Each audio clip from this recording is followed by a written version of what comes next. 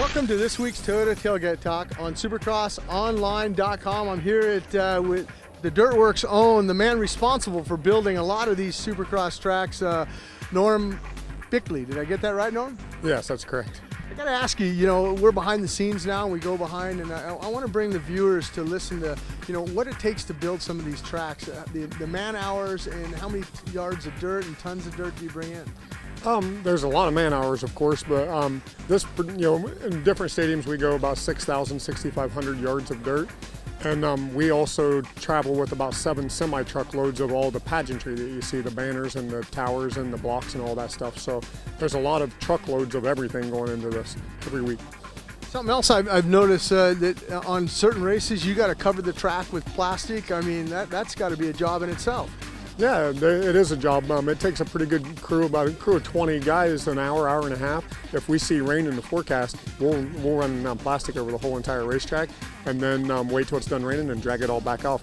And sometimes we have to run water pumps and stuff and pump out the low spots. It's quite a task. How about storing the dirt? I mean, I know we go to a lot of different stadiums, but obviously you want to store the dirt as close as possible to the stadium.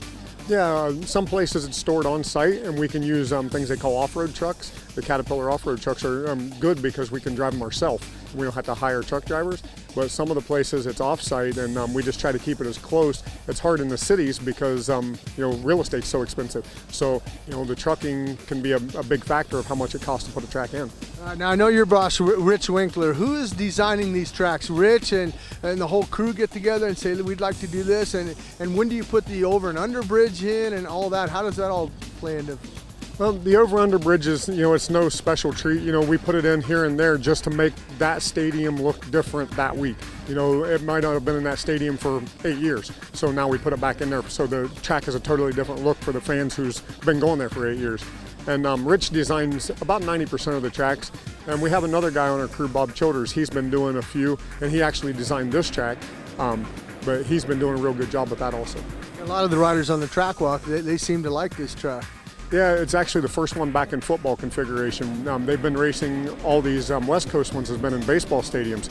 So the track seems to be way bigger and more open, and they like it in the football stadiums because it's back and forth with big bowl turns. Well, you mentioned the football stadiums.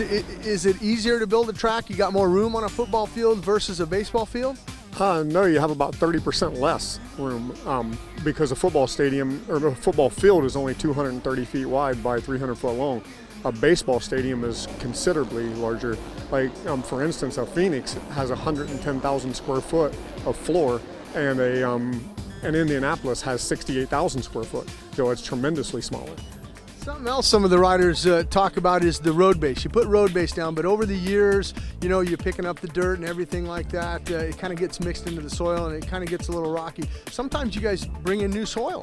Yeah, the road base acts as a cushion for rain for us because we're in these stadiums sometimes 2 and 3, and there's a couple we're in for 5 weeks, and we leave the dirt in. Well, if it rains, the road base will let the water percolate out. But in that we have to pick up the dirt, and the rocks get into the dirt. So yeah, we try to make it last as long as it can, but sometimes we have to get new dirt. During the Monster Jams, I know Dirt Wurx builds those courses also. Is that a whole different crew, or sometimes you might find yourself at a Monster Jam one weekend? Well, sometimes we can go to Monster Jams here and there. We're responsible for all the Monster Jams on the West Coast where we're already in the stadiums. So we're out here so our crews just stay out, and it saves on travel, plus it keeps our guys working for the first 10 weeks or so. And I've done a few myself here and there. What's easier, a Monster Jam course or a Supercross course?